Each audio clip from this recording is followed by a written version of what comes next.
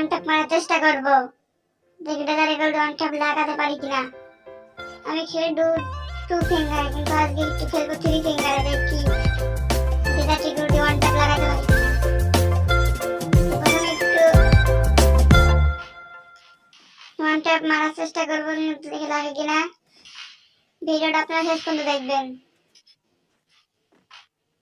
আমার মনে হচ্ছে ডেজার্ট ইগল ওয়ান ট্যাপ মারাতে, আর হচ্ছে আমি যতটুকু জানি থ্রি ফিঙ্গার দিয়ে খেলে একটু ওয়ান ট্যাপ বেশি লাগে, তো তার জন্য আমি থ্রি ফিঙ্গার দিয়ে খেলছি।